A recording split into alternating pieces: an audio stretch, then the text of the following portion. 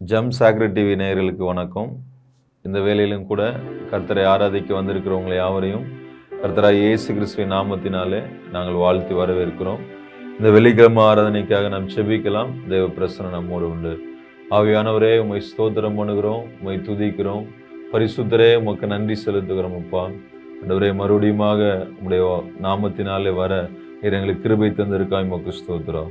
ஆண்டவரே, இந்த வேளையிலும் கூட நாங்கள் பாடுகிற பாடல்கள், ஜபங்கள், ஆண்டவரே, துதி ஸ்தோத்திரங்கள், அது மட்டுமல்ல உம்முடைய வார்த்தைகள் எல்லாவற்றையும் எங்களுக்கு ஆசீர்வதித்து தாங்கப்பா. வந்திருக்கிற யாவரையும் சமூகத்தில் ஒப்பு கொடுக்குறோம். ஆண்டவரே, தொலைக்காட்சி வாயிலாக பார்த்து கொண்டிருக்கிற ஒவ்வொரு பிள்ளைகளும் சமூகத்தில் ஒப்பு கொடுக்குறோம்.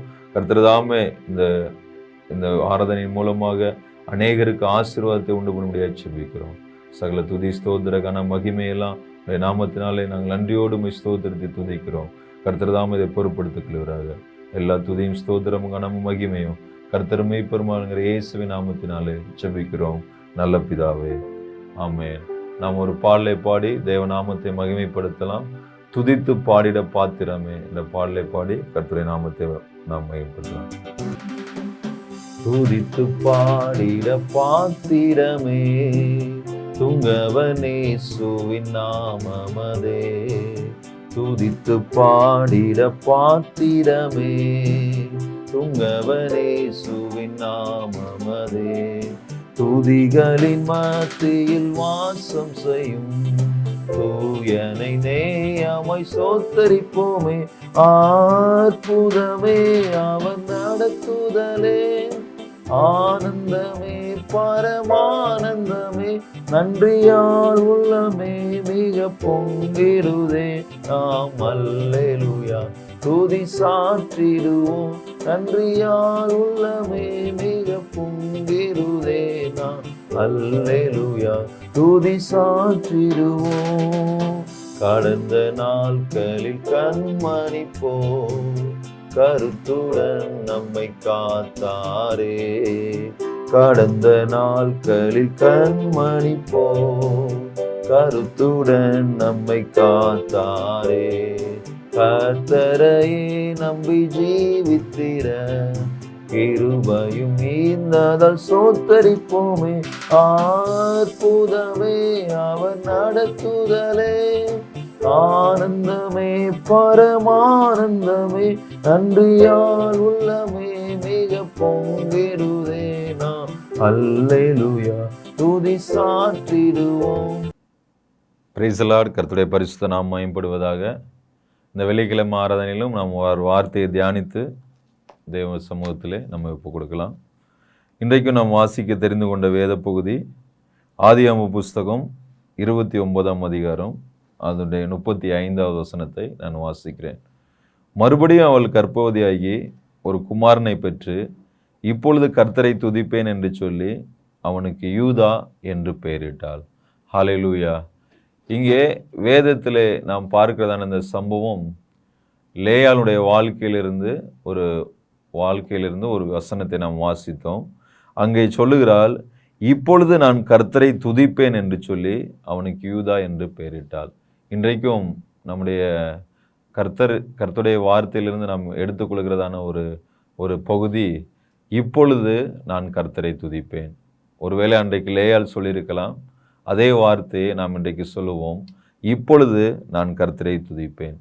இந்த வார்த்தையை சொல்லும் பொழுது லேயாளுடைய வாழ்க்கை எப்படிப்பட்டதாக இருந்தது, அவள் எந்த சூழ்நிலையிலிருந்து இந்த வார்த்தையை அவள் சொன்னான் என்று நாம் பார்ப்போமானால், அங்கே மேலே 30ஆம் வசனம், ஆதியாகமம் 29ஆம் அதிகாரம் அதனுடைய 30ஆம் வசனம் சொல்லுகிறது, அங்கே தன்னுடைய கணவன் தன்னை அதிகமாய் நேசிக்கவில்லை என்று சொல்லி அங்கே பார்க்கிறோம்.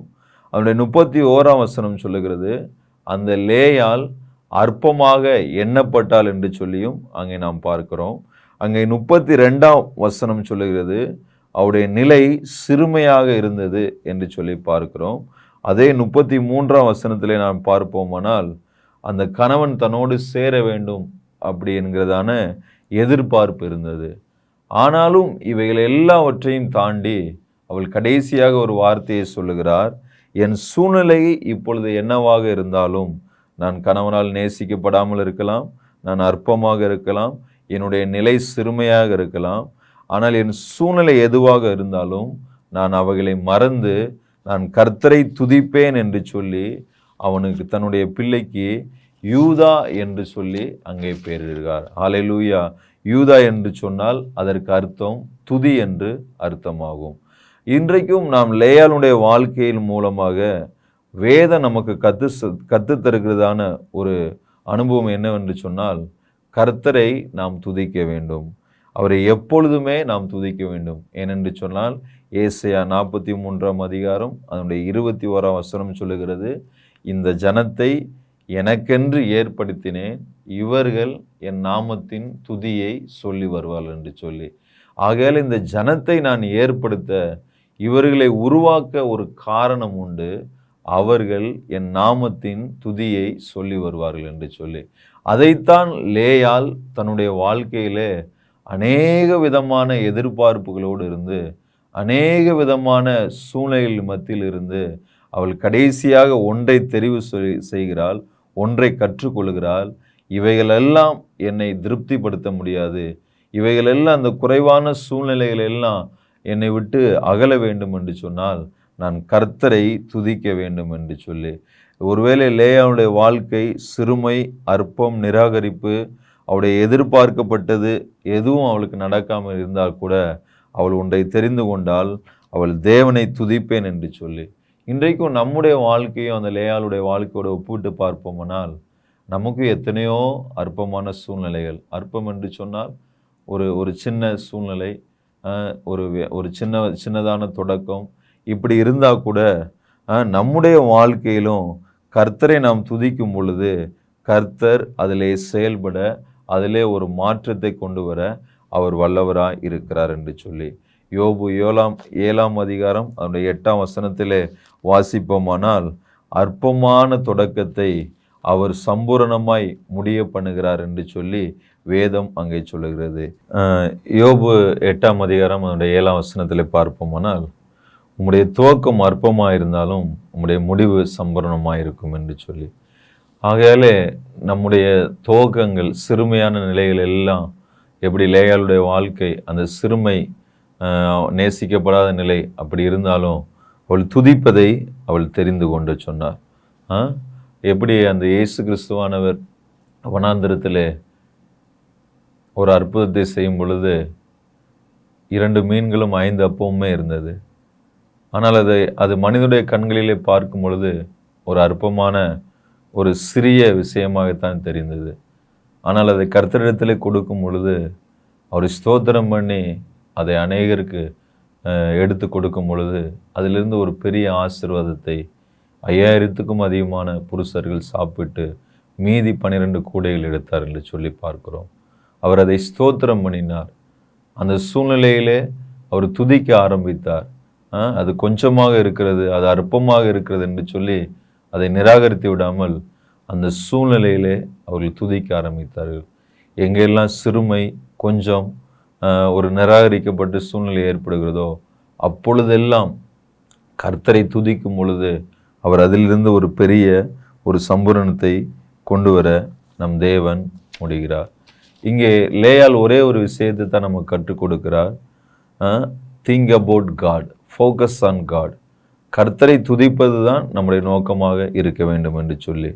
லேயாள் வேறென்றையும் அவள் பார்க்கவில்லை, கர்த்தரை மட்டும்தான் பார்த்தாள். துதிப்பது என்பது நாம் சூழ்நிலைகளை பார்த்து வருவதில்லை, அவைகளை தாண்டி நம்முடைய வாழ்க்கையிலே வருகிற ஒரு விஷயமா இருக்கிறது.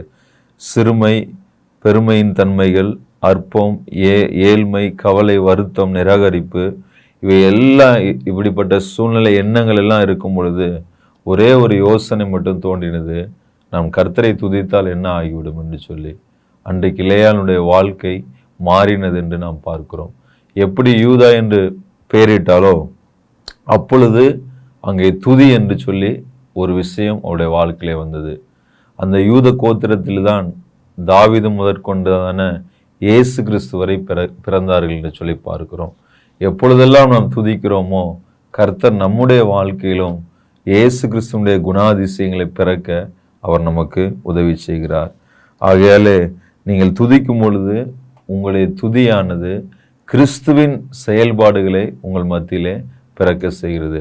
பயம், கவலை, இல்லாமை, வெறுமை, நிராகரிப்பு, ஏமாற்றம், கைவிடப்பட்ட சூழ்நிலைகள், இவைகள் எல்லாவற்றிலும் உங்களுடைய வாழ்க்கையிலிருந்து அப்புறப்படுத்துகிறது துதி ஒன்று தான். ஆகையாலே நீங்கள் துதிக்க வேண்டும் என்று சொல்லி இந்த லேயாளுடைய வாழ்க்கையிலிருந்து நாம் வாசிக்க முடிகிறது. அவள் சொல்லுகிறார், இப்பொழுது நான் கர்த்தரை துதிப்பேன். இன்றைக்கு நாமும் சொல்லுவோம், இப்பொழுது நாம் கர்த்தரை துதிப்போம். எங்களை நேசிக்கிற நல்ல பிதாவே, லேயாளுடைய வாழ்க்கையிலிருந்து நாங்கள் ஒரு சம்பவத்தை எடுத்தது போல இப்பொழுது நான் கர்த்தரை துதிப்பேன் என்று சொல்லி, ஒருவேளை நாங்கள் துதித்து கொண்டு தான் இருக்கிறோம், இன்னும் அதிகமாக உம்மை துதிக்க, இன்னும் அதிகமாக நம்முடைய சமூகத்தில் கிட்டி சேர ஆண்டவரே, எங்கள் துதிகளின் மூலமாக எங்களுடைய வாழ்க்கையில் தேவனுடைய குணாதிசயங்கள் பெருக எங்களுக்கு உதவி செய்யுங்கப்பா. தேவ பிரசன்னத்துக்கு எங்களை ஒப்பு கொடுக்குறோம். வந்திருக்கிற யாவரையும் கர்த்தர் ஆசீர்வதிப்பீராக. தேவ சமூகத்தில் எங்களை மறுபடியும் தாழ்த்துகிறோம். ஆண்டவரே, ஒரு துதியின் கிருபையை எங்களுக்கு தாங்க. கர்த்தர் தாமே எல்லாவற்றையும் செய்ய வல்லவராக இருப்பதற்காக நன்றி செலுத்துகிறோம். சகல ஸ்தோத்திரமும் கனமும் மகிமையும் எங்கள் கர்த்தர் மீட்பெருமாகிற இயேசுவின் நாமத்தினால் ஜெபிக்கிறோம் எங்கள் ஜீவனுள்ள நல்ல பிதாவே. ஆமென். God bless you.